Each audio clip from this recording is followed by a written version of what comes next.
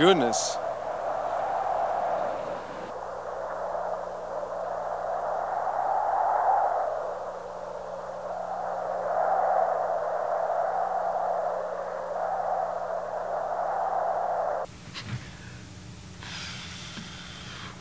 It was just a nightmare. But it can happen. This and much worse. Worldwide scientists gathered today in Geneva said that the consequences of global warming can be much more serious than was previously thought. Scientists have also warned that global warming will increase the level of the oceans to an unprecedented proportion.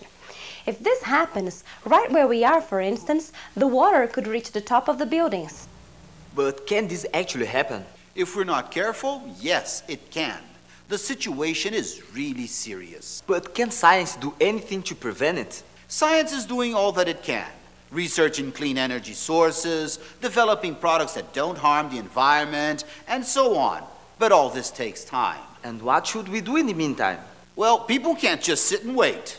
The fossil fuel consumption and its byproducts must be reduced. Energy must be saved. But how did you reach this point? In the beginning, there were few people and a lot of nature. Regardless of how many trees men cut down or how much they hunted, the impact on nature was insignificant.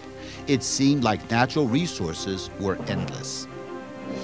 And increasingly, mankind progressed at nature's expense, taking everything it needed from nature.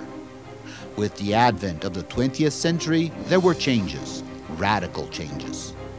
Oil started to make the world go round. The automobile, the airplane, and telecommunications transformed the world into this global village that we are familiar with today. Abundant energy and a multitude of comforts, which don't cease to appear, make our daily lives increasingly easier. But it all has a price. A high price for nature, a much higher price for mankind. Assaults on nature through deforestation and pollution reduce the availability of fresh water. Imagine a global lack of water. And there is also the dreadful greenhouse effect. It is scary. See what happens. The fossil fuels burnt by the automobiles, by industries and power plants are transformed into carbon dioxide. The increase in CO2 concentration affects the temperature of the planet, for it prevents the heat from being released back into space, causing the temperature to rise. It works like a greenhouse, in which the glass allows the light to enter but traps the heat inside. And this is already changing the Earth's climate. And this is what has to be stopped.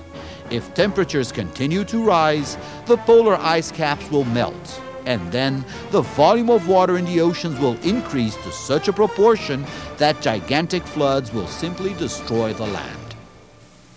But what can we do until the scientists come up with the new solutions?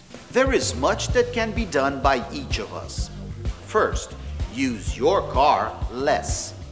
Use public transportation more. Second, separate your garbage, which is the first step to increase recycling.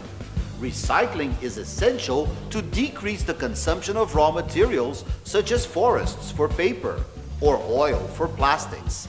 Also, recycling takes less energy than producing from raw materials. All of these are part of sustainable development. And these actions are in everyone's reach. They can be done by every single one of us in every city in the world.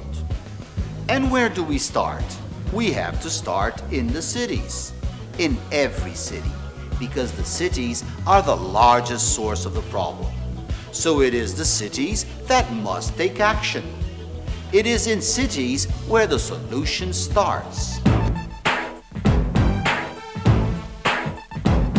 It's possible. It's possible. I can do it. You can do it. We can do it. I can do it. Yes. It's possible. It's possible. Use your car, let's leave it alone. Reduce CO2 and save the ozone. Live closer to work, work closer to home. Make a transition and avoid carbon emissions. can do it.